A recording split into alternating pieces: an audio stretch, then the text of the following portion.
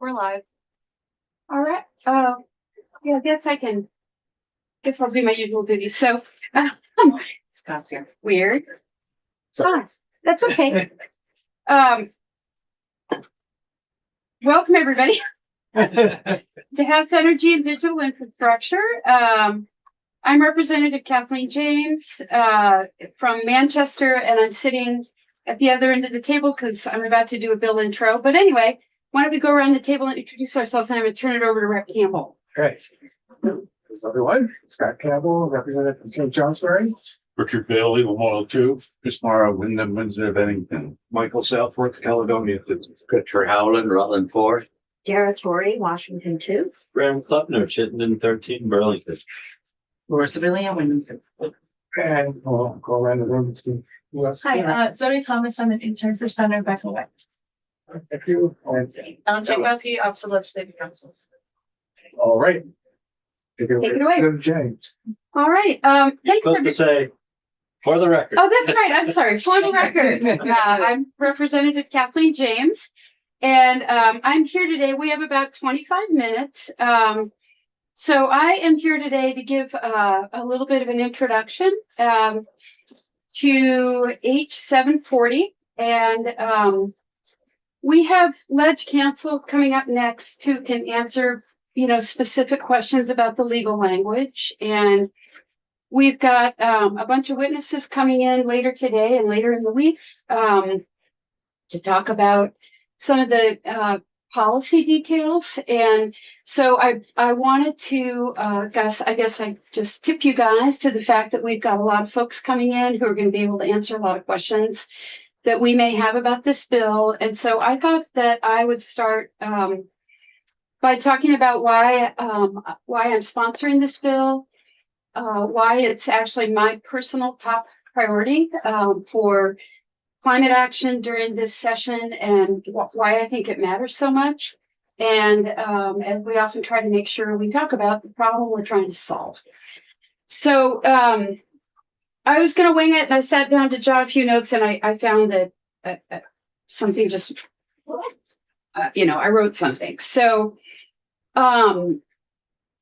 we often talk, or we frequently talk about climate action in terms of greenhouse gas emissions. And it's true that this is how we measure progress, right? This is the data point that we use to see how we're succeeding, how we're failing in our commitment to reduce the pollution that's caused by burning fossil fuels. And these are the emissions, the pollution that are causing serious harm to our environment, to our weather patterns, to our cities and towns, to our public health, to our communities. And where I feel like the conversation often bogs down is that greenhouse gas emissions feels like a very distant metric. Why does Vermont's contribution doesn't matter? Anything we do to reduce our greenhouse gas emissions doesn't make a dent on the global stage. So, why do we care? Why do we want to spend the money to make this transition? And I understand why people ask that question. And I understand why greenhouse gas emissions are an important number, right? It's how we measure whether we're going up or down. But I think about climate action at a much more grassroots level, because we reduce carbon pollution by helping people become less reliant on fossil fuels. And that work happens one house at a time, one person at a time. So we've got a 100,000 foot metric that happens one home at a time. And we help, we weatherize cold, drafty, leaky homes. We help people get into EVs. We put in a heat pump as a backup or a supplement to a furnace. We help people buy a gas-powered car that uses a lot less fuel. So this is really person by person work. So these are really important investments because, and I speak from experience here and statistics show it, these investments help people save money in the long run. So often a lot of money in the long run. So these are durable savings that help people save money on their household budget month after month and year after year. They look to the future and they're better for people on the planet. And, you know, I can tell you, personally speaking, that I have an old farmhouse. I live in an 1856 farmhouse. You know, way back when weatherization incentives were much more available and much more attractive, I weatherized my entire home. And I used to have to crank up my furnace to 85 degrees in the winter just to keep my kids in my bedrooms warm. And the minute I put in that money to weatherize, I was able to turn down my furnace to 60 degrees, 62 degrees, 65 degrees. My fuel bill dropped radically. But I was able to weatherize my home. So that is the rub. And that's why we often run into a brick wall with climate policy. It's not free. So Vermonters who can afford these investments are doing it. They're buying an EV, they're weatherizing their homes, and they are reaping immediate and lasting savings. And Vermonters who can't afford to do this work, they are left behind. So they are stuck using fossil fuels, the polluting fuels of the past, and they're paying whatever price is being driven by an unregulated global fossil fuels market. So this is not only unaffordable for the people who need this help the most, but it is so profoundly unfair. So I've served in the legislature for 8 years now, and I've been closely involved in many attempts to try to pass policies that would help Vermonters systematically make this transition. And the fight always comes down to upfront costs versus long-term savings. You know, in our protracted conversations about the clean heat standard, which we all know is not moving forward, in case there's any confusion about that, that was one of the key debates, right?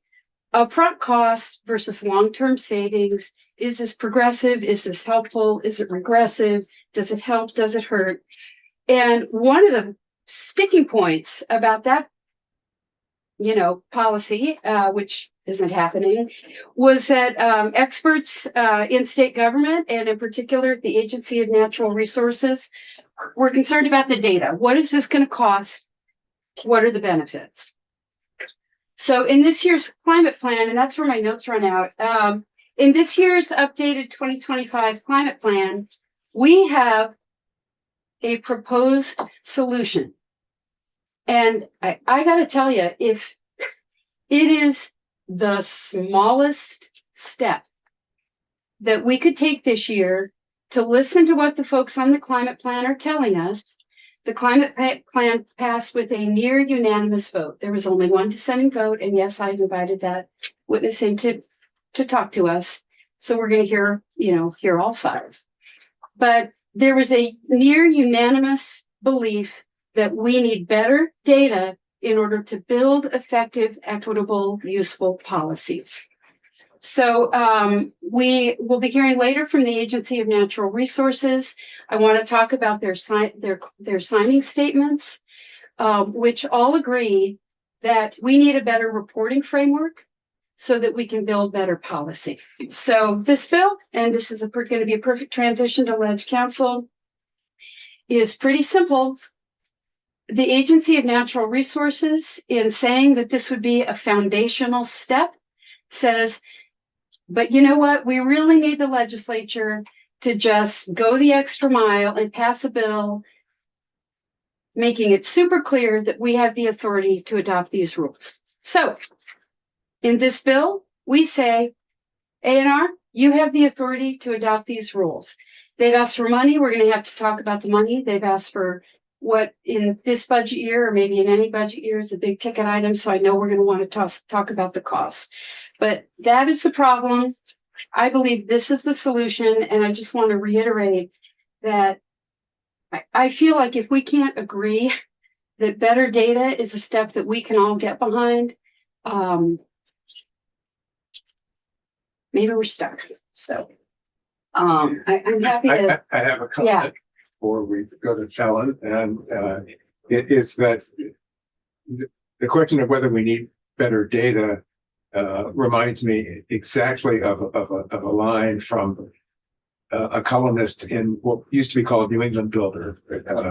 It became Journal of Light Construction, sort of the house journal for small contractors, which I was one time.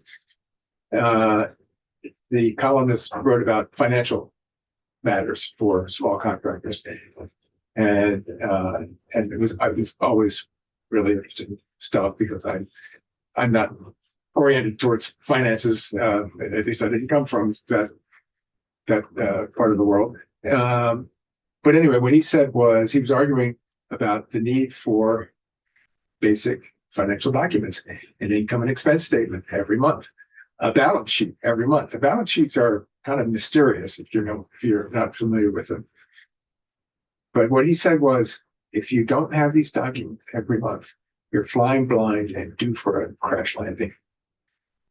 If you don't have data about your business, you don't know what you're doing. You don't know where you are.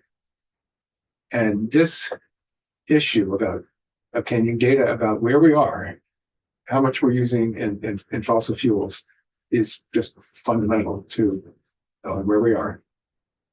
So that's my comment.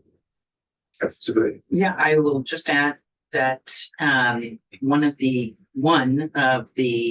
incredibly valuable things that we have learned so far from pursuit of market mechanisms like the clean heat standard is how urgently we need this data. And I agree, this is a very important step. I hadn't followed the adoption of the current version of the climate action plan closely enough to know that it had passed with only one dissenting vote. And I just would like to point out that 23-member body is made up of 7 or 8 members appointed by the House, 7 or 8 by the Senate, and 8 members of the administration, including the heads of transportation, A&R, ag, and a number of others. And it felt like a lovely bipartisan vote when we passed the first climate action plan when I served on the council. And I think that was 19-4 or 20-3 or something like that. So to have it be 22-1 carries a lot of weight with me. Sounds great. So this is a reincarnation of the clean heat standard.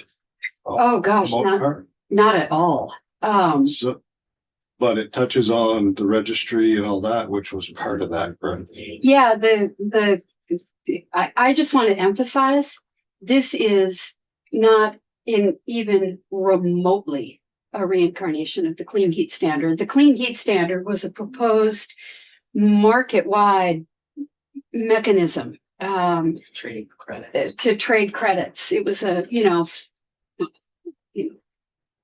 it was a broad plan. But The clean heat standard, someone is part of.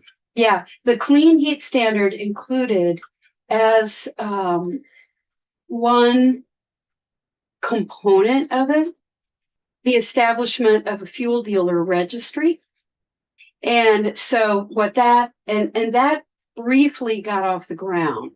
So the clean heat standard included a requirement for fossil fuel dealers to register and to report their sales. And that was in effect, I think, for 1 year. There was very low compliance. There was no enforcement mechanism, and that has now been suspended. So. Comments or questions? All right. Okay. Thank you, Representative James. Sure. Thanks. Ellen. Okay. So over to you.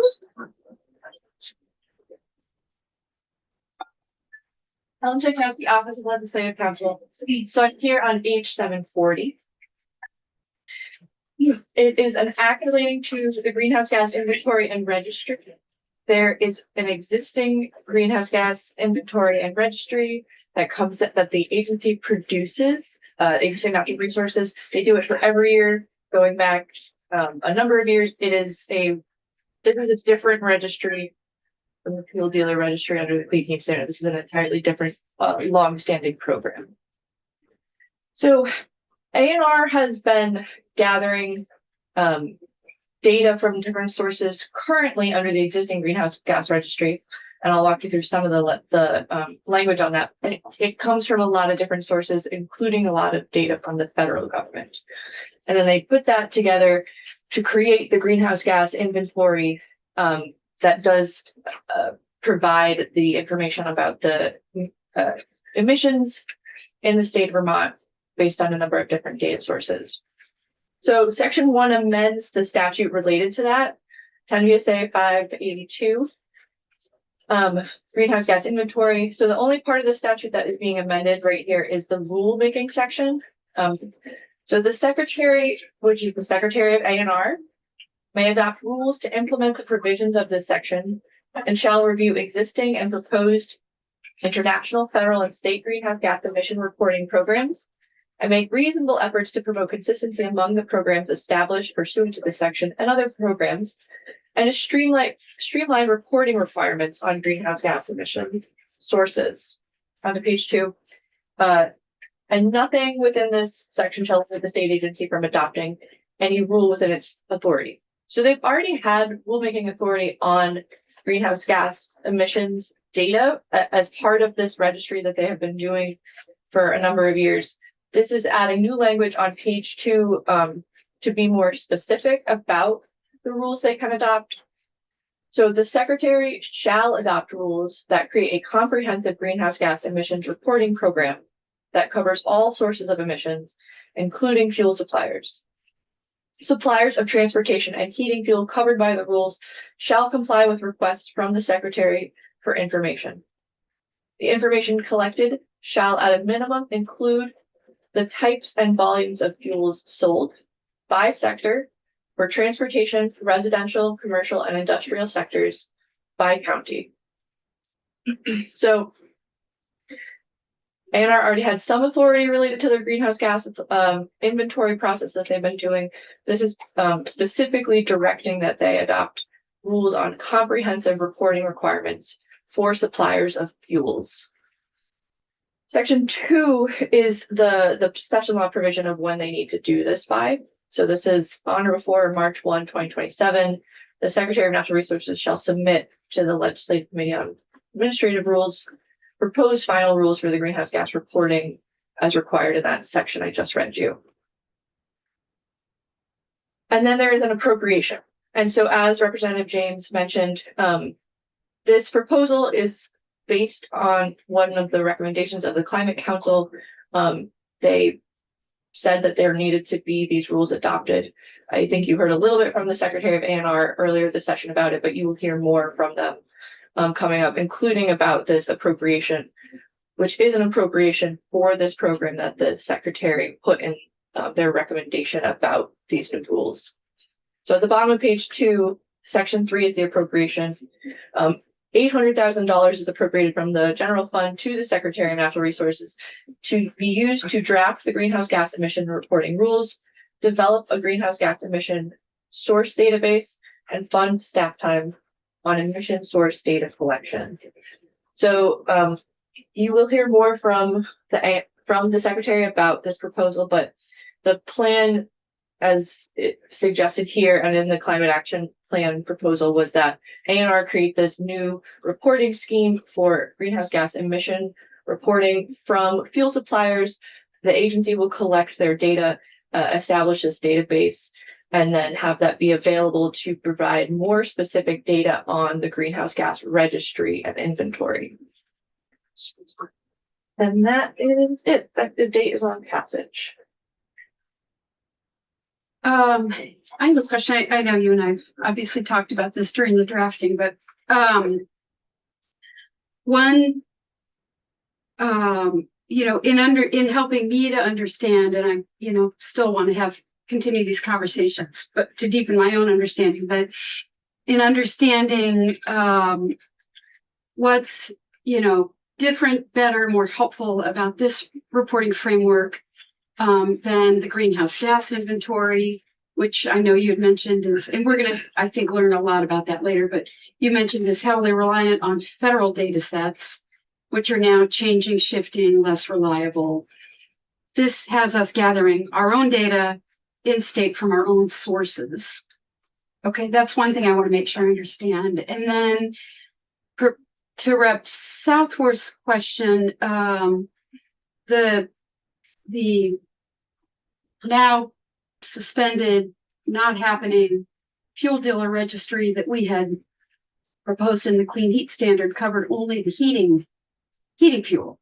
And this covers a broader, this is more all fuels. Okay. Yeah, so the greenhouse gas inventory and registry is a long-standing program that the ANR has been doing, and it serves a few different functions, but one of the main ones is to determine what the emissions are for the state of Vermont, what sectors are they in, and are they decreasing as part of the Global Warming Solutions Act process. So there was already this data collection going on that the agency had been monitoring data about emissions coming from a number of different sources, including a lot of federal sources.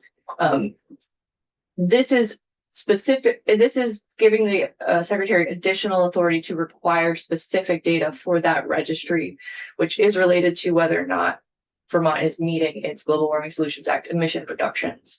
The Clean Heat Standard was a single program that was supposed to be part of meeting the Global Warming Solutions Act process. So even though they both use the word registry, these are separate things that would have potentially fed into each other. But this is about the existing long-term greenhouse gas emissions registry that the Agency of Natural Resources has already been producing for a number of times.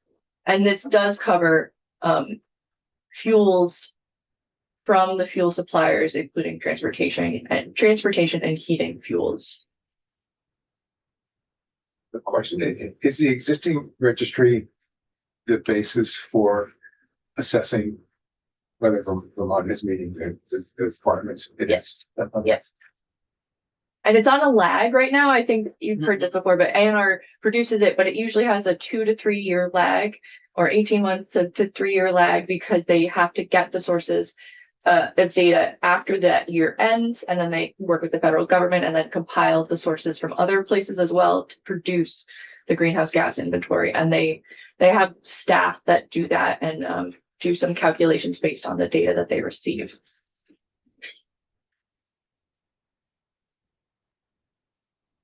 So line 5 on page 2 says covers all sources of emissions.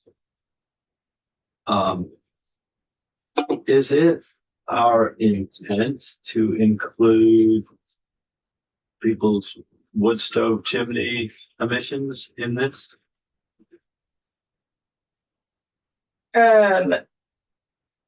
Possibly. It's not specific. It does say all fuels. So I think, so to take a step back, as part of the climate action plan, the Climate Council requested ANR to come up with a proposal on what they would do with these rules. And ANR did produce a report, so you've heard a little bit about it already. They talk about some of those issues about wood fuel as being a source. I think you could ask that question of them. They also may have suggested language on what this directive should say. You can choose to be more specific here. And I do potentially think ANR would have something to say about if they want to be collecting wood fuel data. I have Chair, may I ask you a question? well, I was going to respond to that. Okay. So it would, as the bill sponsor, it would not be my intent. And I think it would be unenforceable and, trying to gather data on Vermonters who are buying a cord of wood or out cutting wood on their property to burn wood at home I think is far beyond the scope of this reporting requirement. It's nothing I ever contemplated including there. So I, if the language would imply that A&R is supposed to go out and get that data, I would want to fix that language. thank you. That makes me happy. Yeah. Because I do agree that, it would be problematic on many levels to try On every level. on every level Yeah, to try to track that and collect the data, and it leads to all kinds of problems. So I think we should be explicit about excluding private residence use. And I would also I would suggest that we be explicit about including biomass electric generation, which is to say McNeil and Reigate. And we have heard that that would make our data inconsistent with other states who exclude and some who include and all those things. And that seems like an easy fix. You sort of just put it in a separate section and say, here's all the apples to apples, and here's the separate electric generation section. But I think McNeil is the single largest source of CO2, single largest point source of CO2 in the state. And feels like we would simply be missing a big piece of data if we didn't include that. So with that, so now we're mixing electric generation with heating fuels. That to me is outside the scope of the bill. And I don't believe that we should be including that piece of that because that's something else to deal with. And line 5 says all sources of emissions. It doesn't say only fossil fuel sources of emissions. And I think that's the ambiguity that all of us are trying to get clarity on. I would say that the goal of this inventory is to understand our sources of greenhouse gases. And as we've discussed, this doesn't speak to this, but setting aside our contribution to climate instability, there are economic and health benefits to Vermonters to reducing CO2 emissions. And I think to that end in particular, understanding where combustion is happening and where stuff's going into the air in the different categories is valuable. And I would also ask, what harm is there in knowing? And as I said, it can be a separate part of the report. So we're not mixing transportation fuel, heating fuel, and electric generation. But I really can't imagine any harm that would come from tracking how many tons of CO2 we put into the air in Reigate and in McNeil. Tori, and then Sedalia, and then I know we're going to plan a lot of time to talk about this. I was just gonna add that because those are stationary sources, we can track that equipment. Right? Versus, mobile, like transportation, it's mobile emissions. It's hard to track. Yeah. But I also wonder in terms of the information collected, it says by county. Are we going to potentially be able to have town level data that would help energy committees and, town plans understand their progress? It says county. It does say at a minimum too. So I just wonder how the data collection, how granular it can get. So. Rep. Sedalia? So just note the appearance of a slippery slope, Rep. Webner here. And I appreciate wanting to count all, and then ask, it's not about methane. How do we are we just picking one and leaving a bunch of other, or are we really trying to get at some discrete numbers here? So I think there's a lot of other places we could look if we're going to track every That's interesting too, because, and I know we need to move on, but I'm thinking about how do we want to use the data? Well, the ultimate idea would be to design policies that really work for Vermonters across the heating and transportation sectors, which is where 70% of our emissions are. And so I kind of hear Rep. Southworth's thought about, well, you know, we're not envisioning, an ag policy that's going to, I don't know. So the greenhouse gas registry, the agency has produced documents back till at least 1990. They do this process every year already, and it does cover many more sectors than transportation and residential RCI here. So ANR does have existing authority around air pollution sources.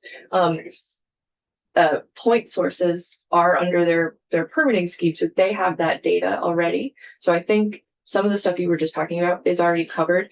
And then mobile sources are one of the issues, but it's actually more about sort of the indirectness of fuel selling as opposed to point sources. And so I think you will hear from ANR more about that. But they do have a number of permits they already issue for air pollution, and they have that data potentially easily available to them, because they're already regulating those sources. So some of this already does exist. It has existed for a while, but the ANR is looking to have additional specific authority to fill in some of the gaps that will be useful to the additional climate action plan work. Rep. Kleppner, and then we need to go. Yeah, sorry, this will be quick.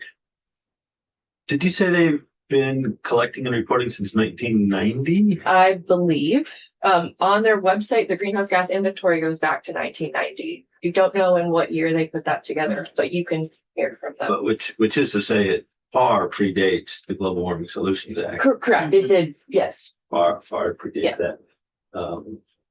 Okay, so we'll hear more from ANR, but it sounds as though they may already have the data from McNeil and Rygate. So I think so. it's Yes. just a matter of reporting it, which They I would see the value to. Like the cost benefit to me, like if they've got the data that just added to the report, is almost no cost, and it feels like there's benefit. Yeah, so there is already an electric generation emissions part of that report. And so I don't know, I haven't looked at it recently, so I don't know the level of detail they get into, but that is one of the sectors they report on in the existing report. Great, thank you. Okay. We'll be back. Yeah. So, Yeah, okay. no, we'll get it. All right. Thanks, Ellen. Thank you. Thanks, Ellen. Thank you. All righty. Swapping seats. We have already had a sponsor intro on H73, so we now proceed to our walkthrough. Maria Royal, Legislative Council. I love the new table. You have Rep. Southworth to thank for that. I think about this all the time. I really do. And I'm sure you do, because my stuff is always. It's not recovered. That is. I feel recovered. Thank you, Representative Southworth. Yeah. Made my day.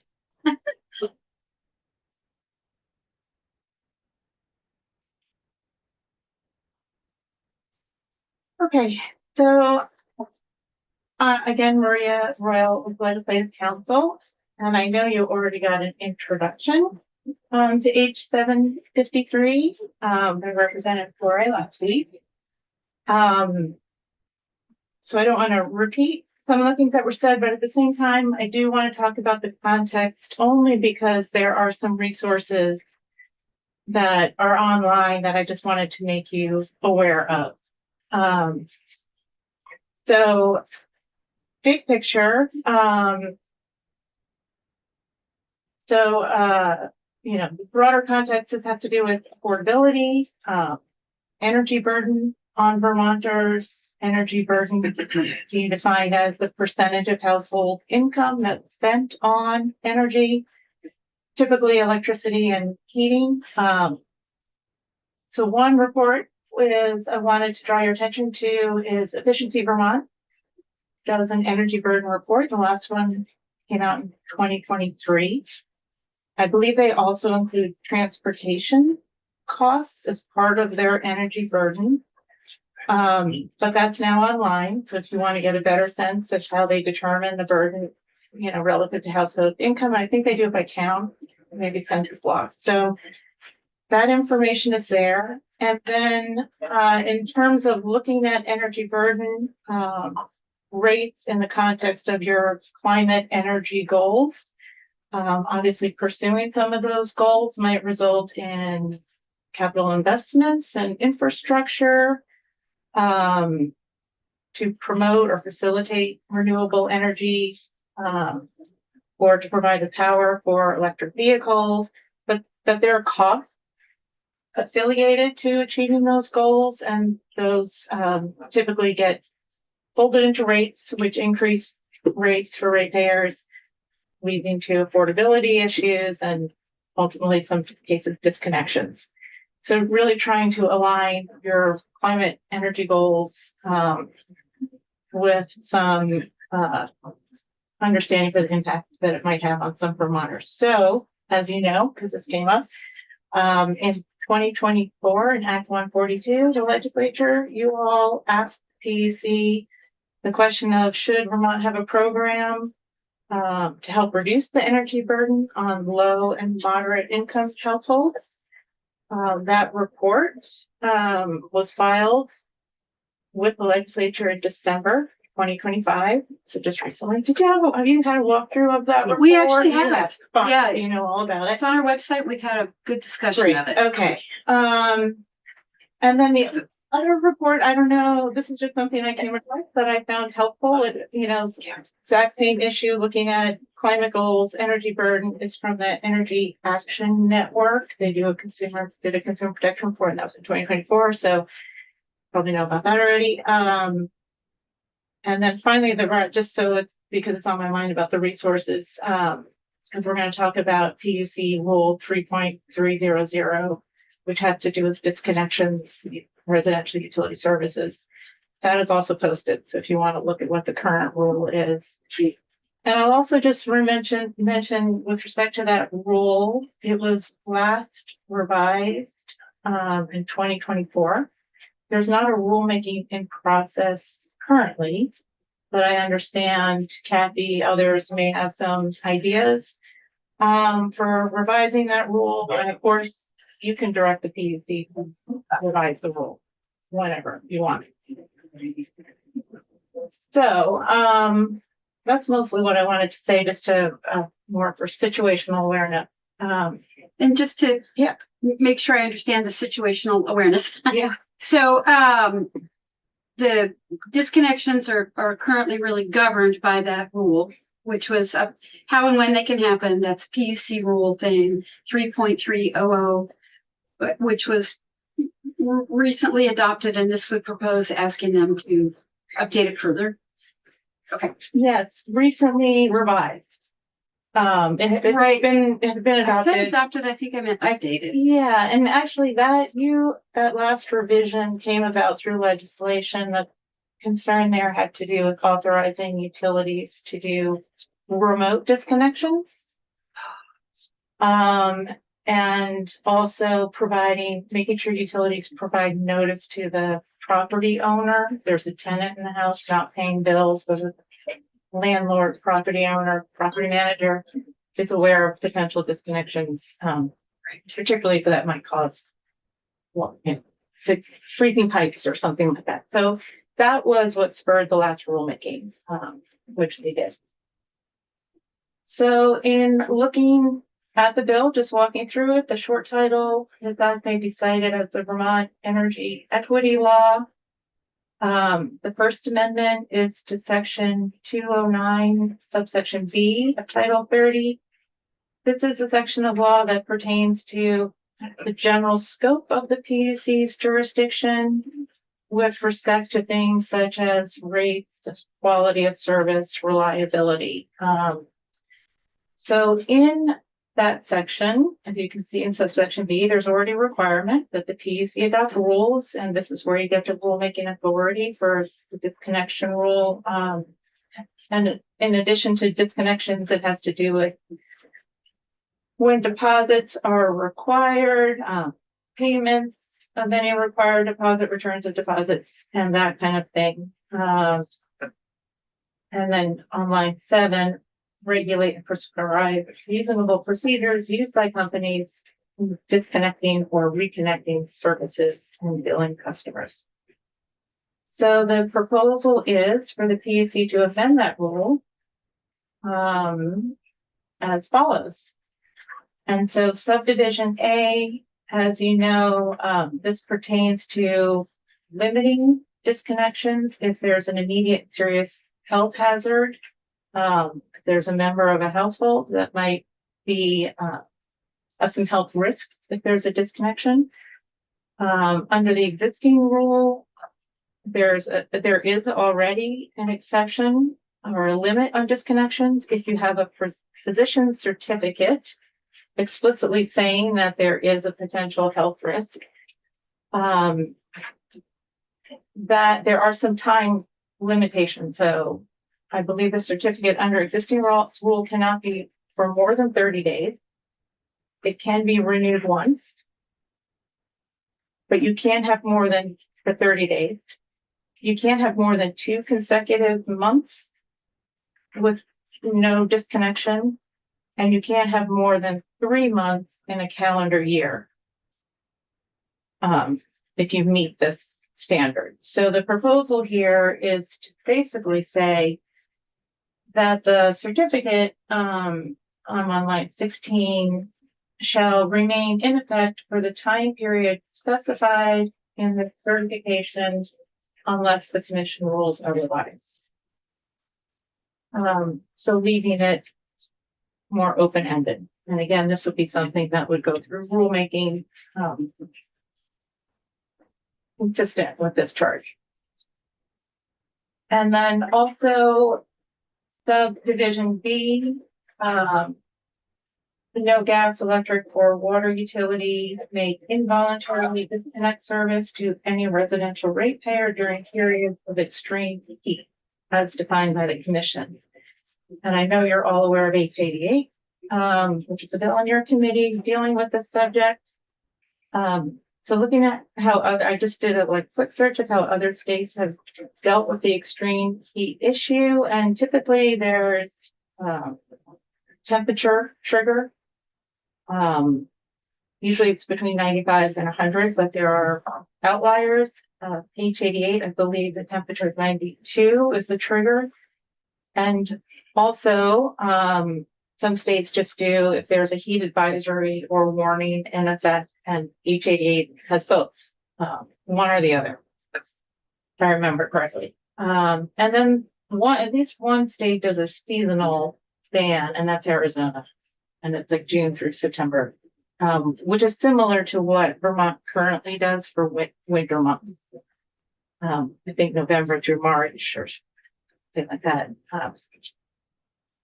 And there's some other criteria that must be met, which I'm not recalling off the top of my head, but I do have the rule. You want me to look at winter limitations. And then on page 3, PUC shall also adopt a rule requiring gas, electric, and water utilities to establish a strategic and realistic plan for achieving the lowest prudently feasible number of monthly and annual involuntary residential service disconnections in the utility service territory, and include such plan in a new or revised service quality and reliability plan, which is submitted to the PUC. So the electric utilities are already required to develop such plans. As the name suggests, they relate to service quality, reliability, operational metrics. So these performance metrics are outlined in the plans. They're reviewed by the PC, and I think it also specifies what happens if you don't meet the metrics, whether your rates are lowered. So your return on investment might not be as high, or you pay a fine. I'm not actually sure. But so this would be a new metric to be included in the plans that are already reviewed by PC. And then section 3, this is a proposed amendment to section 218D, Title 30, which is the authorization for alternative forms of regulation for electric and gas companies. This is the proposal that allows utilities to basically disconnect sales with profit. So typically a utility, an electric utility, they want to generate sales because that's how they make their money. At the same time, Vermont has goals where they want to lower energy costs, do weatherization or whatever, so that people aren't spending as much money. So this authority to do alternative forms of regulation allows the utility to maintain its profit, provided it meets certain metrics and goals. Right, so disconnecting that. Why? Yeah, it was my understanding that because the utilities are CapEx instead of OpEx, that they actually are not making money off their electric usage. They're making it off. It's mostly a pass through, and they're making money off their capital investments. Yeah. That makes sense. You're probably right about that. That's their cost of service is less operational, more their investments in infrastructure maintenance. That might very well be true. Yeah. No, thank you. So there are a list of findings that must be made for the PUC to approve an alt-rate plan. I'm not sure, but I think Green Mountain Power, maybe natural gas too, Vermont Gas. And I think Vermont Electric Co-op are the 3 utilities that operate under an alternative regulation plan, but I will try to confirm that. In any event, there are a number of findings that must be met for a plan to be approved. And as you see on line 9, in addition to a finding that says that the plan will promote improved quality of service, reliability, and service choices, it now goes on to specify, including a reduction in the number of monthly and annual involuntary disconnections to the lowest prudently feasible number in a company's service territory. So linking back to the metrics that they would have already developed, but just ensuring that if they're going to be permitted to operate under an alternative regulation plan, they would continue to meet those metrics. So that is a walk through the bill. It's effective July 1st this year. So, Maria, can you, section 3, I'm a little lost on that piece. Can you just walk me through again the change that has happened there? Section 3. It's only adding one more finding to any alt-rate plan that a utility submits to the PUC and says, this is what we want to do. These are the investments we want to make. And we're promoting energy efficiency or whatever. But we're also going to try to do that in a way that's not increasing costs for ratepayers. So in addition to just, you still have to deliver safe and reliable service. The rates have to be just and reasonable. It's just adding another finding as part of this plan that's reviewed. Okay. And in section 2 is okay, I think I understand section 3. So the alternative rate plans, I don't have one that's been the ground out, so nothing to just better understand what the change would be for the utilities in terms of. I would say it's not a big change to existing law. I'm not familiar with the existing alt-rate plan in detail. So, I can learn more about that. You could also have Green Mountain Power or the PUC of the department come in and talk about exactly how they implement and what it looks like. That might be helpful to understand already generally. So I would be interested to hear probably all of the utilities to see if their service quality or reliability claim already encompasses some of this or all of this. I mean, we don't know unless those sponsors dug into that and found that out. Brett Corey and Brett Maher have been working on a witness list, so duly noted. Thank you. And just in terms of witnesses, I mean, I would like to understand if we have data about the problem we're trying to solve. Disconnections, cold weather disconnection rates, you mean?